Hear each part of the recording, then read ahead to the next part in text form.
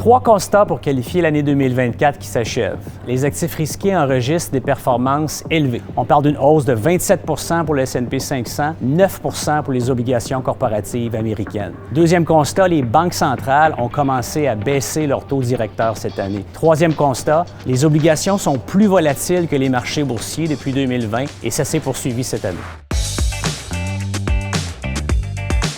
L'inflation a continué de baisser en 2024 et on se rapproche de la cible des banques centrales. Les banques centrales ont donc baissé leur taux directeur. Cependant, la Banque du Japon fait cavalier seul avec une hausse de taux, sa première en 17 ans. La divergence entre la Banque du Japon et la Réserve fédérale américaine pourrait se poursuivre en 2025.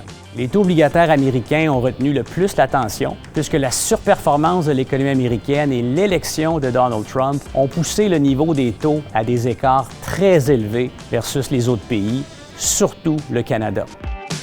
Sur le plan économique, les États-Unis montrent beaucoup de résilience encore une fois cette année. On assiste d'ailleurs à la poursuite de l'exception américaine avec une croissance du PIB attendue au-dessus de 2,5 %. C'est une croissance qui est de loin supérieure aux autres pays développés. Au Canada, la population a continué de croître fortement cette année. Cependant, la croissance du PIB n'a pas suivi.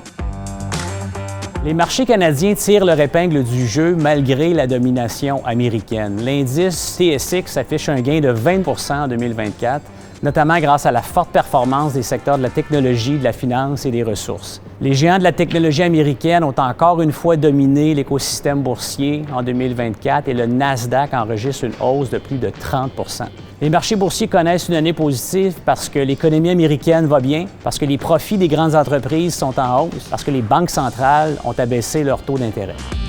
Du côté du marché immobilier commercial, la glissade des valeurs semble tirer à sa fin. Le marché demeure toutefois scindé entre les actifs qui sont bien positionnés, généralement bien localisés et modernes, et les actifs moins recherchés qui sont plus à risque de voir leur valeur continuer de baisser, notamment dans certains segments de bureaux. Il y a aussi un regain d'intérêt de la part des investisseurs privés. Le marché transactionnel pourrait reprendre la vigueur l'année prochaine.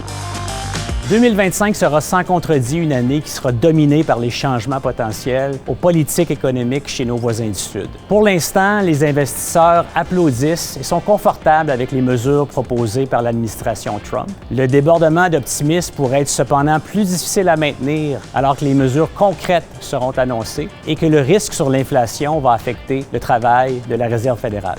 En terminant, on s'attend à ce que les banques centrales poursuivent sur leur lancée, surtout au Canada, où l'inflation est plus faible, ce qui donne plus de marge de manœuvre à la Banque du Canada.